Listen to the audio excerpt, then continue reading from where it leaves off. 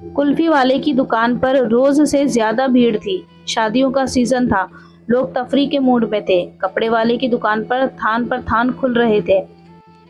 गली में चूड़ी वाला कलाइयां पकड़ते पकड़ते परेशान हो गया था, और घंटा घर के तीसरी गली में प्रकाश ब्रास बैंड वाला तो इतना बिजी था कि जैसे बैंड मास्टर नहीं, इंफॉर्मेशन और ब्रॉडकास्टिंग मिनिस्टर हो।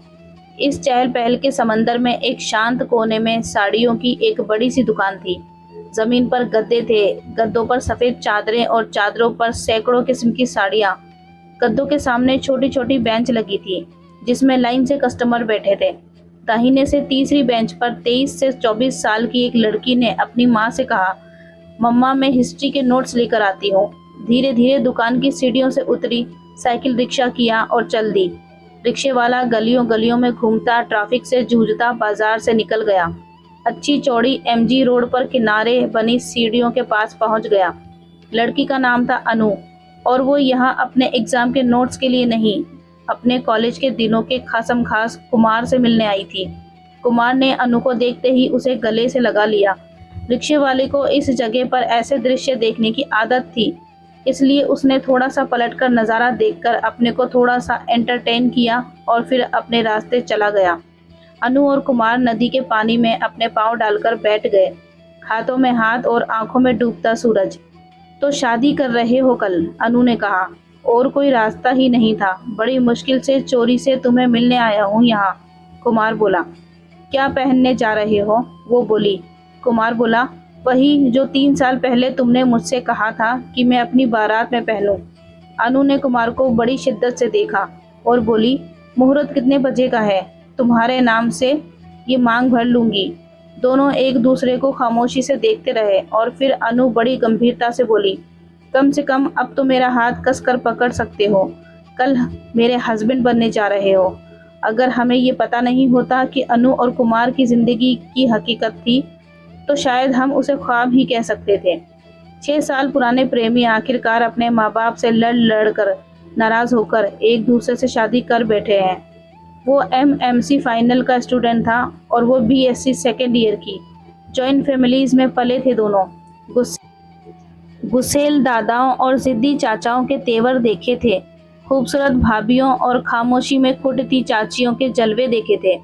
जॉइंट फैमिली का तो खैर मज़ा ही कुछ और होता है। ये उन दिनों की बात थी जब याद शहर में अपार्टमेंट कल्चर शुरू ही हुआ था। यूं तो मैं जॉइंट फैमिली को रोमांटिसाइज कर रहा था, जो कि जायज़ भी है, लेकिन धीरे धीरे बन रहे इन छोटे छोटे अपार्टमेंट्स का भी अपना ही रोमांस था।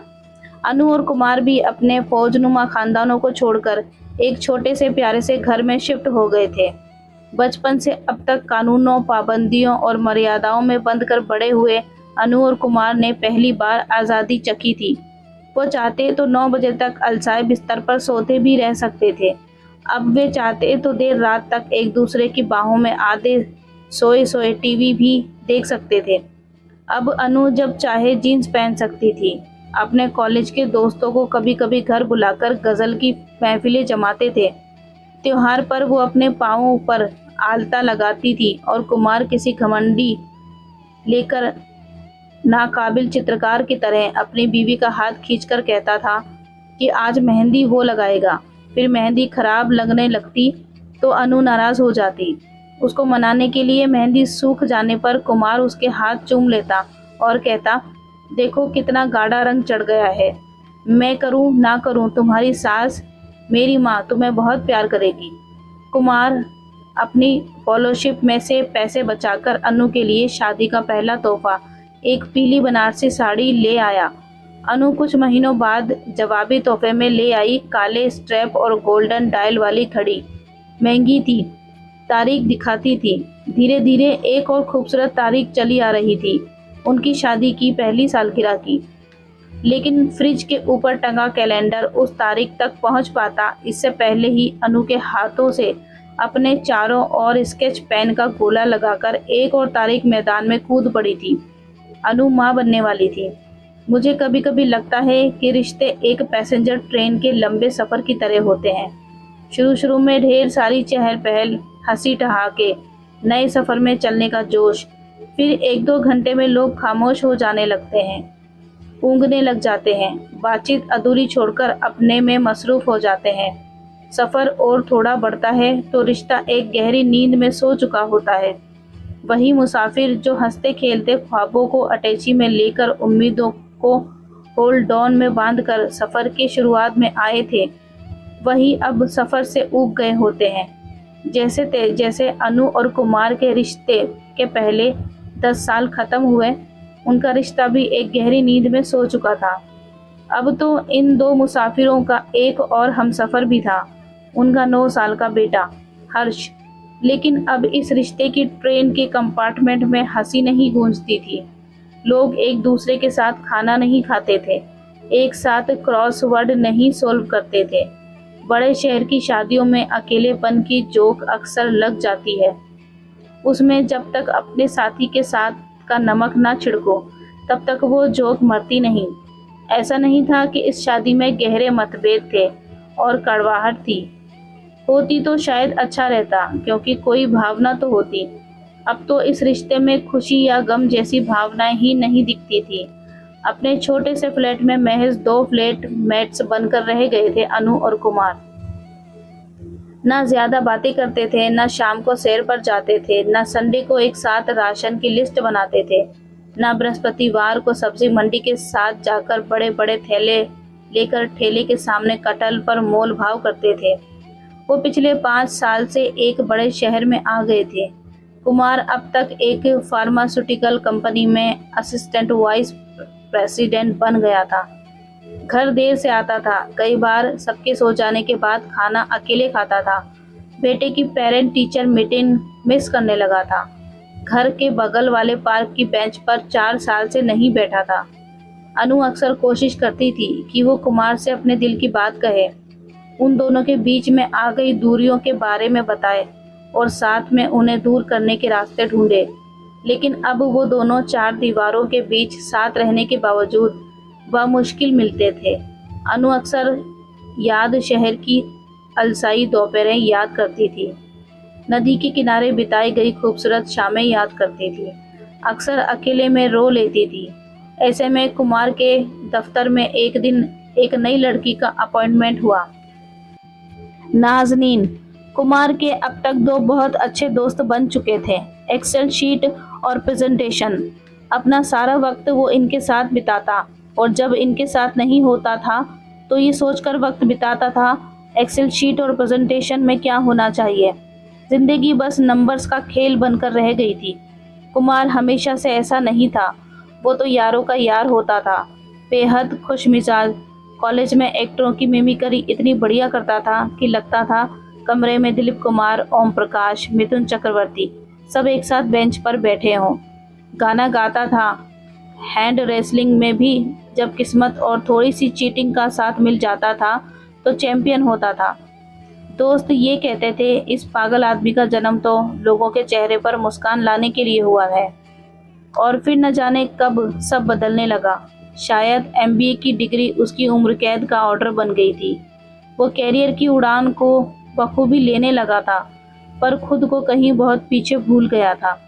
अब वो अनु से दिन भर की छोटी छोटी बातें शेयर नहीं करता था, पर अब ऑफिस में कोई ऐसा आ गया था जो उससे छोटी छोटी बातें करना चाहता था। वही छोटी छोटी बातें जो वो अनु से नहीं कर पाता था। नाज़नीन शहर की ही थी, कुमार की टीम में ही शामिल कर दी गई थी। नाज़नीन नौकरी सिर्फ अपने हस्बैंड की मसरूफियत और एक खाली खाली घर से भागने के लिए कर रही थी। काम की वजह से कुमार और नाज़नीन एक दूसरे के साथ बहुत वक्त साथ बिताने लगे। वो कुमार से इस तरह की बातें करती कि कल क्रिकेट मैच देखा, अचार खाओगे, याद शहर से अम्मी ने भेजा है, तुम्हें पता है हमारे मोहल्ले में हिंदू मुस्लिम का कहीं कोई सीन नहीं था।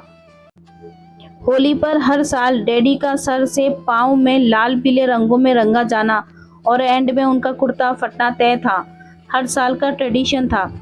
अच्छा इतना गुमसुम क्यों लग रहे हो? वो गज़ल याद है, चुपके चुपके रात दिन आंसू बहाना याद है। कुमार की ज़िंदगी नए नए लम्हों से भरती जा रही थी। जैसे जैसे हफ्ते गुजरे, कुमार की ज़िंदगी में एक्सेल शीट्स और प्रेजेंटेशन के बाद इस तीसरे दोस्त नाज़नीन ने अड्डा जमा लिया था। उसको ये एहसास होने लगा था कि इतने सालों में अपने कैरियर में इतना अच्छा करने के बावजूद भी उसकी ज़िंदगी में कितने फिल इन द ब्लैंक्स आ गए थे। वो अपने बारे में ही कितनी चीज़ें भूल गया था। ये वो छोटी छोटी बातें थी जो वो कभी कभी अनु के साथ किया करता था, और अब वो और अनु अजनबी हो गए थे। एक दिन वो ऑफिस पहुंचा तो उसके सेक्शन में पार्टी का माहौल था। नाज़नीन का जन्मदिन था। वो ऑफिस से नीचे से वाइट रोजेस का गुलदस्ता ले आया और नाज़नीन के कैबिन में जाकर बोला, हैप्पी बर्थडे, सॉरी मुझे पता नहीं था। नाज़नीन ने कहा, थैंक यू। शायद जिसको सबसे ज़्यादा पता होना चाहिए था उसको भी नहीं पता था। क्या इतना मुश्किल होता है एक हस्बैंड के लिए अपनी वाइफ का बर्थडे याद रख पाना? सुबह मुस्कुराते हुए उसे एक फूल देना और हैप्पी बर्थडे कहना, दफ्तर से जल्दी आने का वादा करना। यू नो कुमार, मैंने अशरफ से कहा आज हम लोग कहीं डिनर पर चलेंगे, क्या कहते हो? हम वीकेंड पर तुम्हारा जन्मदिन सेलिब्रेट कर लेंगे। आज उसकी कोई इम्पोर्टेंट मीटिंग है जो ऊपर वाले ने फैसला करके भेजा था। उसे आज एक क्लाइंट ने बदल दिया, मेरा बर्थडे ही चेंज कर दिया। कुमार सुन रहा था और उसको लग रहा था जैसे उसकी अपनी ज़िंदगी के फ़ोटो फ्रेम उसकी आंखों के सामने चल रहे थे। पिछले 10 सालों में शायद 5 बार अनु के बर्थडे की शाम को वो किसी अनजान अनइम्पॉर्टेंट आदमी के लिए बिजनेस की कोई फिजूल बात कर रहा होता था। क्या इतना मुश्किल था उसके लिए अपनी वाइफ का बर्थडे याद रख पाना? सुबह उसको मुस्कुराकर एक फूल देना, हैप्पी बर्थडे कहना, दफ्तर से जल्दी आने का वादा करना। दोस्तों, यही होता है अक्सर जब रिश्तों में धुत लोगों को रिश्तों से वो पहले जैसा नशा नहीं मिलता। जब अपने लिए सबसे ज़रूरी लोगों को हम इतना फॉर ग्रांटेड ले लेते हैं कि गैर ज़रूरी लोग उनसे बहुत ज़्यादा ज़रूरी बन जाते हैं। नाज़नीन की खाली खाली ज़िंदगी सिर्फ एक दोस्त की बताई हुई कहानी नहीं थी, एक आईना थी कुमार की अपनी खोखली दीमक खाई हुई बिन बात पर तन्हा हो गई ज़िंदगी का। अगले दिन घर पर कुमार और दिनों से ज़्यादा चुपचाप था। दाढ़ी बनाते बनाते रुक गया। बड़ी देर तक खुद को सामने आईने में देखता रहा। शायद उस अक्स को देख रहा था जो बहुत पहले एक नदी के किनारे सीढ़ियों के पास दफन करके आ गया था। बाहर बच्चों की आवाज़ें आ रही थी। अनु नाश्ते के लिए बुला रही थी। कुमार को नाज़नीन की कही हुई सब बातें याद आ रही थी। जब किसी मामूली बात पर तुनक के अशरफ ने उससे 2 दिन तक बात नहीं की थी। जब मेहमानों के सामने अशरफ ने उसे झिड़क दिया था। ऐसा लग रहा था जैसे नाज़नीन कुमार को उसी की अपनी कहानी सुना रही हो। वो अशरफ थोड़ा ही था, वो तो कुमार था। ये रिश्ता एक मांस का लोथड़ा बन गया था जो वो अपने साथ घसीट रहा था। कुमार जानता था कि फैसले की घड़ी आ गई है। अब या तो दवा करने का वक्त था या इस रिश्ते को काटकर फेंक देने का। वो दफ्तर पहुंचा। लंच के बाद नाज़नीन उसके कैबिन में आई और बोली, मैं थक गई हूँ कुमार, बहुत कोशिश की पर अशरफ और मेरा रिश्ता शायद कब का ख़त्म हो चुका था। अब मैंने और उसने इस पर कोर्ट की मोहर लगाने का भी फैसला कर लिया है। तुम वो गलतियाँ मत करना जो अशरफ ने की। अपने रिश्ते को बचा लो प्लीज़। कुमार ने मेज पर पड़े कागज़ के 2 पन्नों को देखा और नाज़नीन से कहा, तुमने देर कर दी सलाह देने में नाज़नीन, मैं अपना फैसला पहले ही कर चुका हूँ। याद शहर की फ़्लाइट सुबह 9:30 पर थी। फैमिली कोर्ट में शाम 4 बजे आने को कहा था। घर से एयरपोर्ट तक कुमार और अनु एक शब्द भी नहीं बोले। कुमार के चेहरे पर कोई भाव नहीं था। फ्लाइट से उतरी, टैक्सी में बैठे। एयरपोर्ट से उनके घर की ओर जाने वाली सड़क से टैक्सी बाएं मुड़ गई। अनु ने कहा, ये किधर जा रहे हैं? गाड़ी अच्छी चौड़ी एमजी रोड पर फर्राटे से चली जा रही थी। सिविल लाइंस के बगल से बाएं मुड़ी और करीब 10 मिनट में याद शहर के बाहर नदी के किनारे बनी सीढ़ियों के पास पहुंच गई। कुमार उतरा।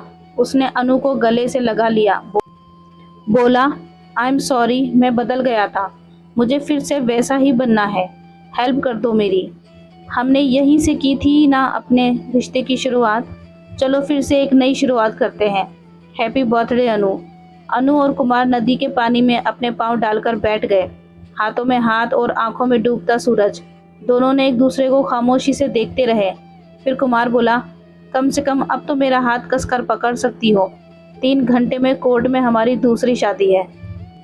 ये कहानी आपको कैसी लगी कमेंट करके ज़रूर बताएं। वीडियो पसंद आई हो तो लाइक करें, चैनल को सब्सक्राइब करें। मिलते हैं कल एक नई वीडियो में, तब तक अपना ख्याल रखें। Thanks for watching.